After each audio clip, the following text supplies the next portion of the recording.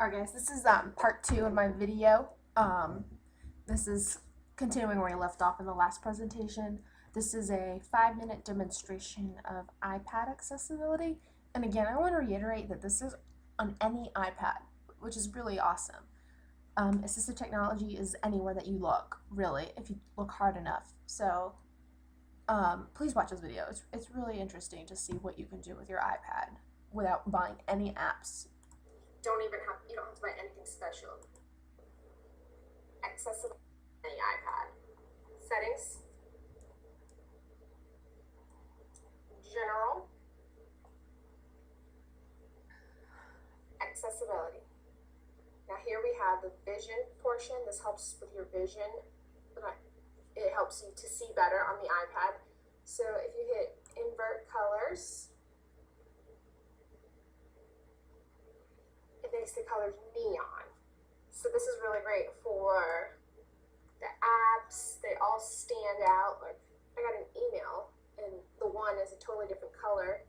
It pops out. I have 5 updates on my app store. So this is a really great, easy, simple tool. So let's go back. Speak selection. This is really great too. This would be good not only for vision problems, but it would also be great for learners with learning difficulties. So it's on the voices, so you can do it in a bunch of different languages. Obviously, English, United States. Speaking rate. Do you want them to speak like this? Speak selection reads selected content. Or do you want her to read like this?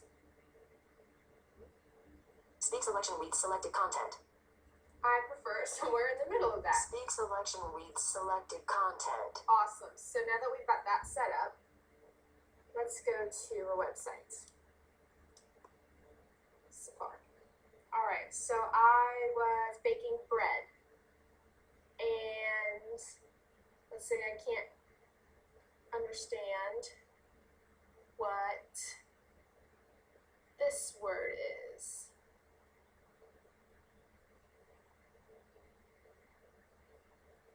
You just hold your finger over the word until it gets highlighted and then speak. Yeast. Yeast. Okay. Yeast. But I still don't know what that is. Define. So now I have the definition listed. And the define feature that you saw over here, when you just click on a word and highlight it, that is not a part of the Speakeasy. That's just a part of every iPad.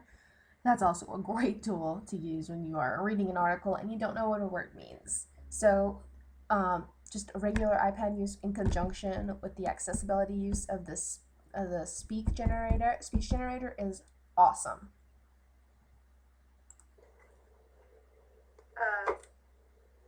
What yeast is. I can even do it. I believe I can.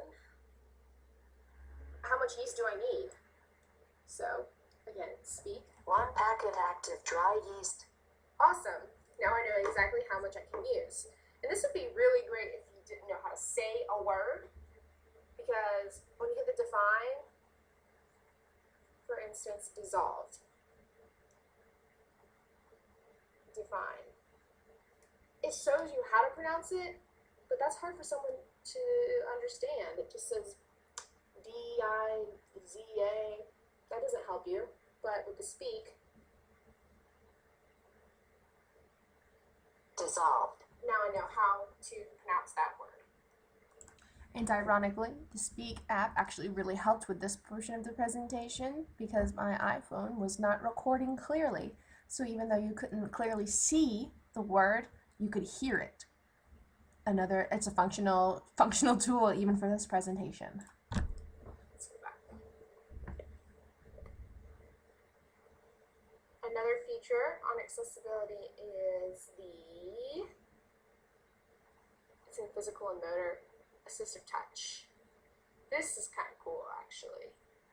So And that's assistive touch. you hit it was off. So on, assistive touch is now on. Now, this will appear. Click on it. Gestures, favorites, device, home.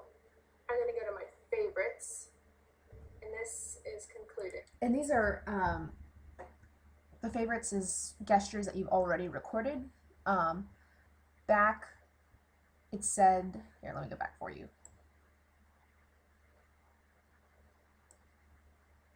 Yeah, right here, it has it said gestures, and that's where you create your own gestures.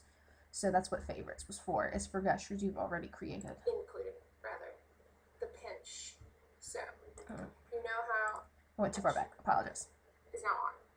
Now, this will appear. Click on it.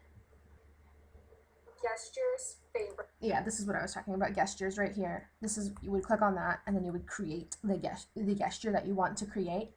So, like the scroll up or the scroll down that you'll see next in the presentation, I had created those for you guys. Device, home. I'm going to go to my favorites, and this is included, rather, the pinch. So, you know how on an iPad you can make the screen bigger by pinching when you go like this?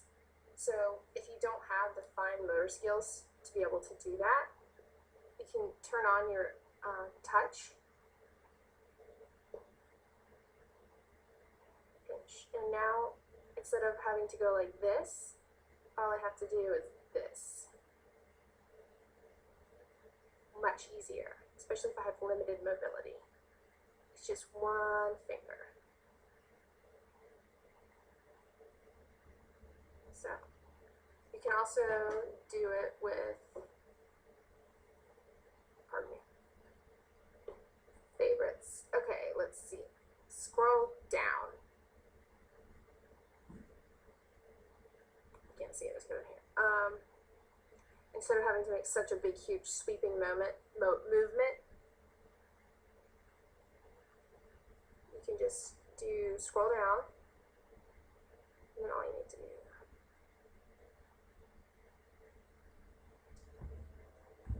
So it's fun to play around with. And oops. So.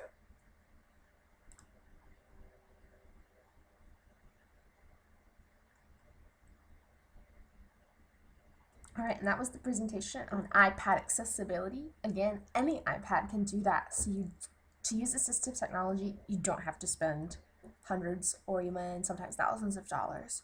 Let's see, let's go back. Boardmaker, again, that is software. It costs money, but it's only, I believe it's only about $100 or so, maybe a little bit more.